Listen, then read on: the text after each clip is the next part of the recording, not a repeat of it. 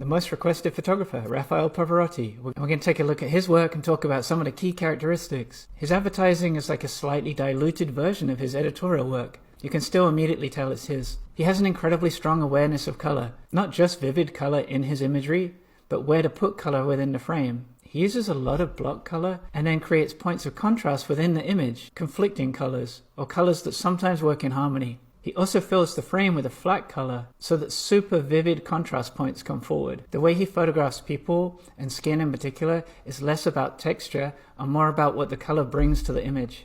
There's a complete sense of harmony within his frame. He talks about having a meditation point with the team at the beginning of the shoot. The environment that he shoots in is really important to him. He's worked with some amazing stylists, Grace Coddington, Kate Phelan, Katie Grand, and it's clear huge amounts of preparation go into the shoots that he's making. Not just the set design, but the styling, the makeup. I don't feel there's one clear lighting style, but there's a couple of key themes. He has a really soft fill light, and he has a really focused light for the head. And he uses constant lighting somewhere within the image so that he can also create a sense of movement or motion blur. The way he portrays his models, to me, makes them seem godlike or mythical in some way. It's not so much about the model's own personality coming forward, but in the vision that he creates and portrays. Another thing I find interesting about his work is there's a timeless quality to it. He rarely uses any kind of props within the image that could date it to a particular decade even. He works with an amazing artist and set designer, Ibi Njoa, who started with a really maximalist color approach to the set work, but he's also able to achieve things by almost pulling the saturation out of the set and just dropping one or two key highlight colors into the imagery. Together they make worlds that seem really painterly, a world that doesn't exist outside of the frame. And you can really tell the confidence that the models have within him to portray them beautifully. There's so much work of his that you can go and look at for reference, where everything just comes together so beautifully. This is a really great question. What is it about Raphael Pavarotti's use of color that works so well? He's really working with the ideas of color theory, and I've tried to break down his images in a way that we can really understand what he's doing. So I've taken the color of the flower to the color of the jacket. Image below, I've taken the gloves and dropped them onto the color of the background. See how vivid the contrast of the two colors becomes. With this top image, the jacket against the color of the background, and the bottom image, the gloves over the jacket. His placement of color is really important.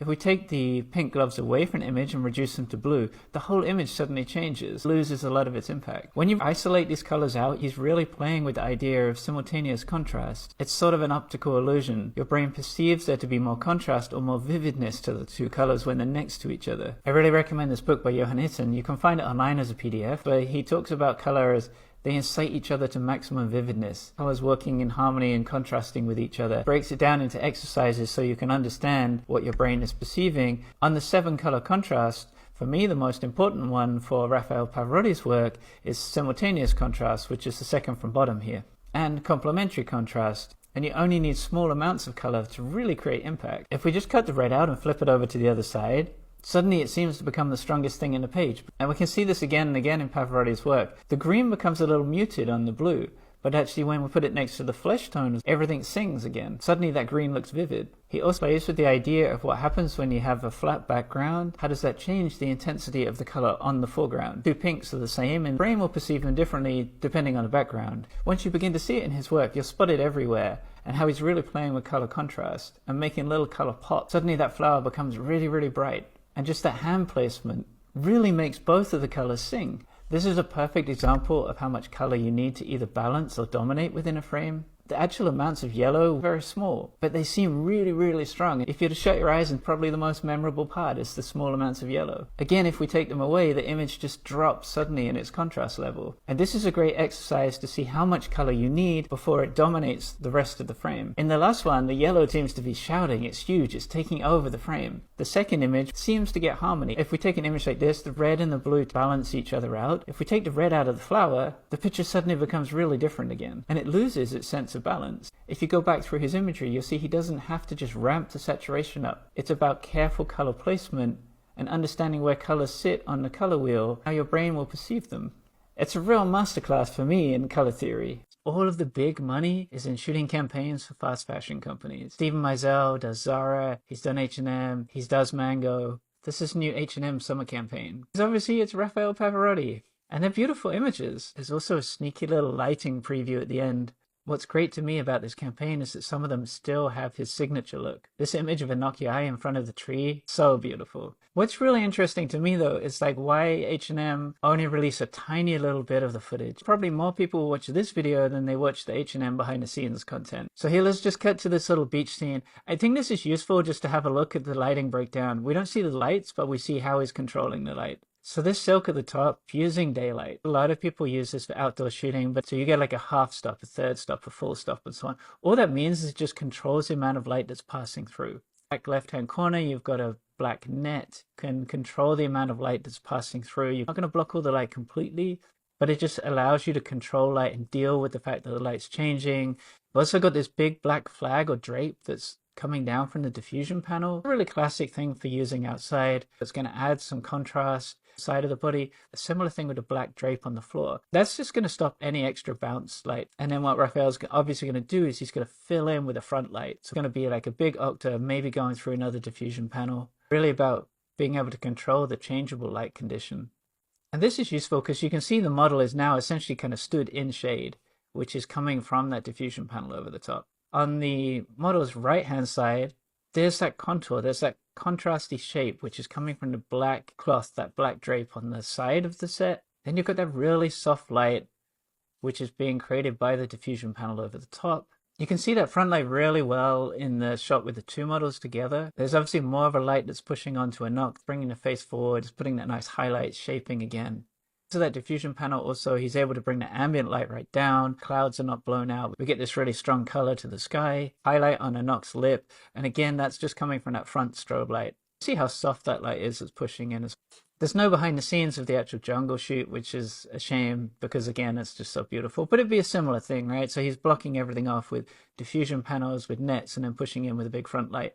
But I just love this campaign, saw it today, thought I should share it. Let's do some lighting breakdowns for Raphael Pavarotti. I'm going to try and show you how to read the lighting yourself so you can kind of figure out how some of the other work is done. And let's start with the basics, one of those classic shoots of his. And this is all about volume lighting. Volume lighting is really important to him. It's about filling the space with light. It can be directional, but you're basically creating a big light box. And we can see here, it's just about separating out the lighting. So this lighting that's going onto the face, that's one separate light. It could be something that's gridded. It could be an octa maybe. It's just something that's pointing directly at the face. It's quite high and it's pulling the face forward. But then if we look at the back of the shoes, there's a little soft shadow behind the body, a little drop down shadow.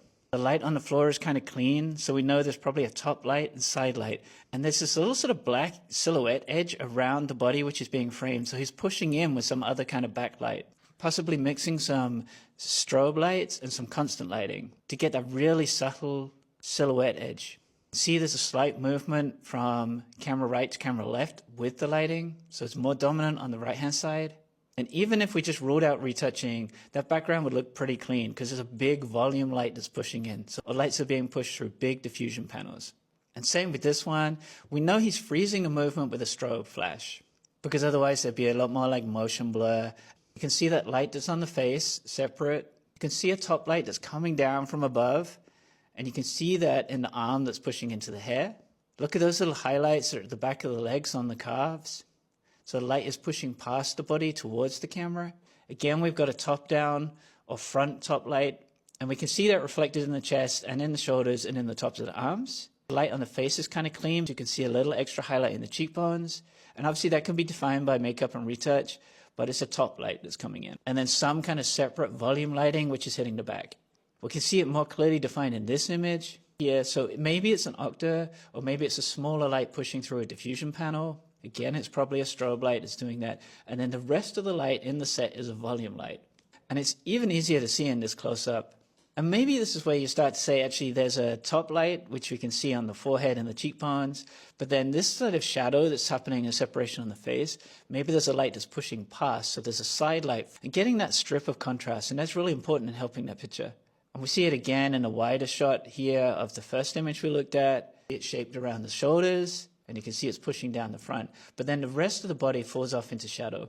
So again, he's not like throwing a big light from the front flat on. So this is a big volume light. And again, if you think, actually, I've got, say, a big light box, big light panels on either side of the model, left and right of the model. It's just on the camera right, there's more light pushing in from the right hand side. And he's always pushing in with something from the front or something from the top, which lifts the face out. But mainly it's about creating this big light box in. Watch the fall off of light through the body. It gets really dark really quickly. But then see the little crisp highlight that's on the leg. You can see that's created by a light that's pushing in from the opposite direction. So with this one, maybe because it's so soft, maybe there's a big diffusion panel over top, and maybe he's throwing light up into diffusion panel and it's just softly coming back down into the frame. Model's hands as well, again, it's really soft. Not a super hard edge light, it's very toppy, but it's not super hard edge. This is another example where he's mixing strobe and constant light at the same time. Look at the little motion blur that's down at the bottom of the frame.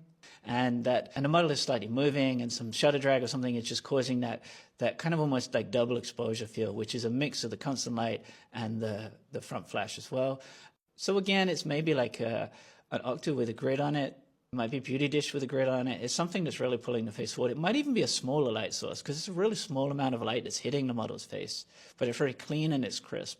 It's got a hard edge shadow to it there. But the easiest way to do this would be to mix strobe and constant together. And a gel light you can see on the background, maybe getting that sort of red tint to it. And again, carrying the same idea forward on this one, a little bit of motion blur or camera movement, a little bit of shutter drag, a strobe for the face, hard edge shadow, really hard edge shadow this time. So it's much more easy to pick out where the light is coming from the face. And then a volume light around the rest of the body, which could be a constant light. You can see it again in this one where the model is tapping the leg.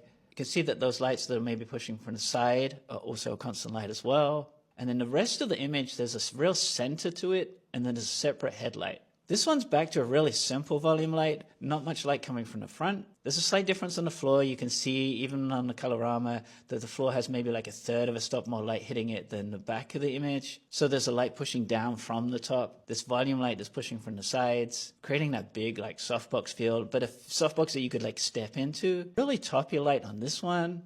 A big light source this time. So maybe strobes pushing down through diffusion panels. Got a daylight feel to this, so maybe he's bouncing lights back up into a diffusion panel.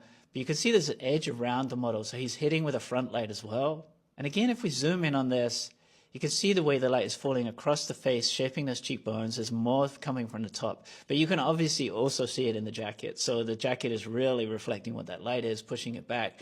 So it's not like bouncing light into the floor, for example, pushing it back up. I'll do a full breakdown of this one soon. But again, big light box feel at the sides, pushing light in from the front. That's hitting the model, but the rest of the light that's hitting the set is just big diffusion panels. Same with this one. If we zoom in on the face, you can see again, there's a light that's clipping from the back, just adding that little element of highlight and contrast onto the face. Probably a strobe light that's doing that, freezing that movement. A more classic commercial top light with this. Again, he's got that kind of silhouette hard edge to the legs you can see, but a big toppy light that's coming down. If we zoom in on the face again, we can see really structured jawline. Something quite contrasty, but soft that's coming from the top. Putting a hard edge on the shadow, you can see that shadow that's going into the eye from the hair, and a nice fall off across the face. So a top face light, volume light for the rest of it. This one has a slightly more front light feel to it, but again, top light is putting all that accent into the hair. And a way to really understand his lighting and to get the sense of what he's doing, he's setting the basic principle of having a big volume lighting, and he's filling in lights after that. So it might be a light that pulls out the face, it might be a light that puts contrast into the body. It's just creating separation. I'll do some more breakdowns later, but hopefully that will help a little bit. So let's do this lighting breakdown that I talked about in the last video. There's a lighting diagram of this coming up. It's about creating this big volume light, enough light that people can move around in the space. And the main light is this top-down light with a bit of a front fill. And then the second shoot, also Raphael Pavarotti. This will be in the next video. I'll show you how you can do this with constant lighting or with strobe. And here's the mock-up that'll be in the next video. Ignore my weird models, it's what I've got in the 3D space. So with this, we're trying to create this big, white, clear volume. And I spoke last time about big diffusion panels and pushing light through them. You could have diffusion panels at the side, but what I've got here is I've got a big diffusion panel over the top. It's like a silk trace frame. And here I'm just pushing light up into the diffuser. This is constant lighting. If we just move around, you can see that. But this one is just pushing light up from the front, so some light falls off into the face, but mainly it's bouncing up into the diffusion panel, bouncing back down, hitting that back wall. I've added a third light into the background. Say I want to clean up the light more, or I want to highlight on the back of the head. These sites have barn doors on them because I don't want a lot of stray light hitting the model's face. Or you could use the black flags or black polys that I've got in the front just to block off the light so it's not direct. And that keeps that softness. Maybe you want a little bit of light, direct light hitting the model's face and then even it out with the top light. That can also work.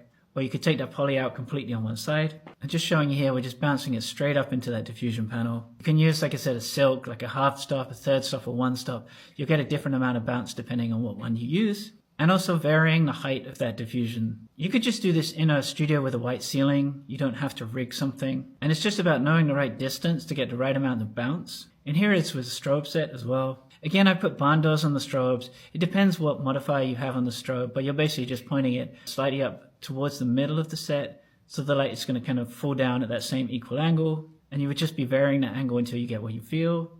And depending on the number of people in your shot. Again, you could use a black polyboard on one side to just define the shape a little bit more. It's just really simple. It's about getting good coverage in your space, and you need a big studio to do this.